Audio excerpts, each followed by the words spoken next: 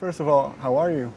Well, everything is fine now. We're back in Amsterdam after a while, so yeah, everything's great.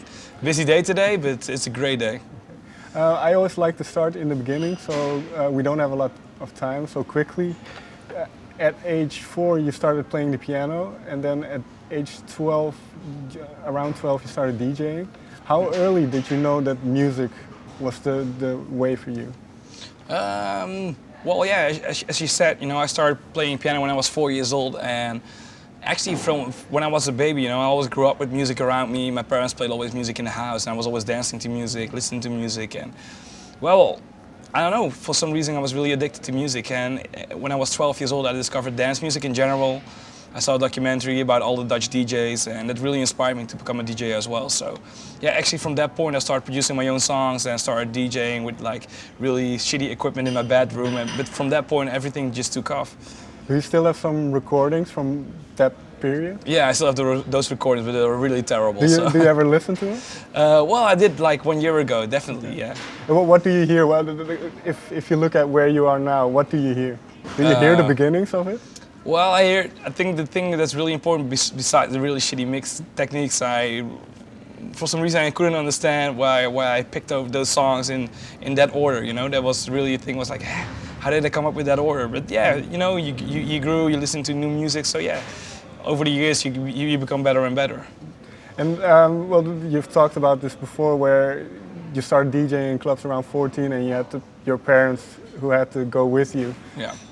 But that means that the music you were making appeals to people a lot older than you. So in that sense, did you kind of feel that you grew up really fast?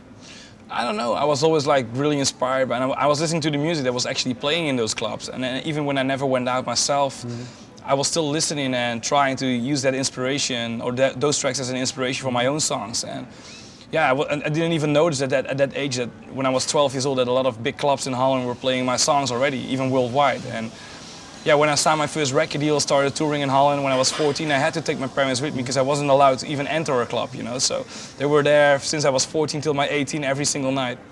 And I believe one of your big inspirations was Tiesto, who you've since met. You did a song with him. Do you remember that first time meeting him? Yeah, definitely. Well, he was always still one of my role models, and he invited me by email to come to Ibiza and play with him on that night, because he really liked my songs and productions at that point, and we started emailing over and over. And when I met him for the first time in Ibiza, we had like an instant click, We became really good friends. Well, we're both from Breda, and we have exactly the same background, so yeah, that really helped us. Okay. Well, you start DJing, and then how early, because I watched the documentary I Am Hardwell, and you make this distinction between Robert on the one end and Hardwell on the other side. How early was this distinction made? Was it already when you started at 14? Well, I think for some reason, especially in the documentary, we wanted to show the difference between my personal life and my DJ life, and that's why we chose to do the documentary from like Robert's perspective and from Hardwell's perspective. And I think it was always there, and maybe not like, maybe more in the background, but it's always there, because sometimes I'm really tired, I don't want to play, so Robert is tired, but when Hardwell is on stage, he still needs to make a show. You're always like, for some reason, two-faced. And well, as I said, it's not like really something up front. It's more like a personal thing. Okay. But I assume then, as you got more successful, Hardwell in some ways became more important, especially to the people around you. Definitely, yeah. Than Robert. So was this difficult to balance those two? It's still difficult to balance, It's always, Hardwell's taken over Robert's life. I'm always working as Hardwell nowadays, and even now when I became so popular, especially after the #1 nomination, a lot of people recognize me as Hardwell instead of Robert, Even when you walk on the streets and everywhere. So yeah, that's a big difference. What do you do then to, because in the documentary also there's this part where you took a month off just of sheer exhaustion. Yeah. Basically because Hardwell was taking over. So what kind of things do you do to make sure Robert is all right? Well, as you said, you know, I think things I do to make sure I stay like focused and alright is definitely to give Robert some time. You know, just hang out with my best friends and see my family, my girlfriend. Just have like time off and, you know, just enjoy life in general instead of always working on music and yeah, playing all the festivals worldwide.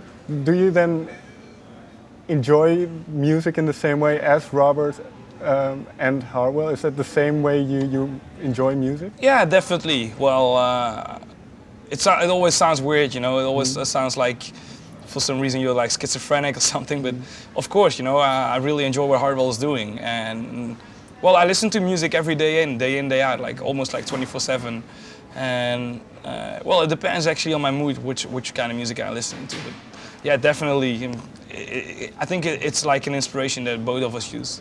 And do you also listen to music outside of EDM? Yeah, definitely, especially outside of EDM. Okay. I never listen to dance tracks myself. I'm a more hip hop kind of guy, R&B. I listen to a lot of techno and deep house as well. So, yeah, and that's the music I enjoy the most when I have time off. Can you give me one thing that inspired you recently? Something that maybe surprised yourself even? Definitely the latest Coldplay album. I really love that album. I've always been a huge fan of Coldplay, by the way, but that album really inspired me. What else inspired me? Flume, that guy from Australia. Well, he's been around for like a year and a half now, but definitely his latest album was one of my eye openers. Definitely in electronic music. There was definitely something new, something really refreshing to the scene. Okay, well, you just mentioned the DJ Mag nominations. This year you're -- In 2011 you were number 24, and then in the next year you were number 6. So was there a change in approach to the music in that period? Do you have an explanation why it exploded in a way from 80 and now? Well, I think it's just my fan base, you know. I was the highest new entry when I entered DJ Mag at 24. My gigs became bigger. My radio show, was broadcast over more than 50 countries worldwide.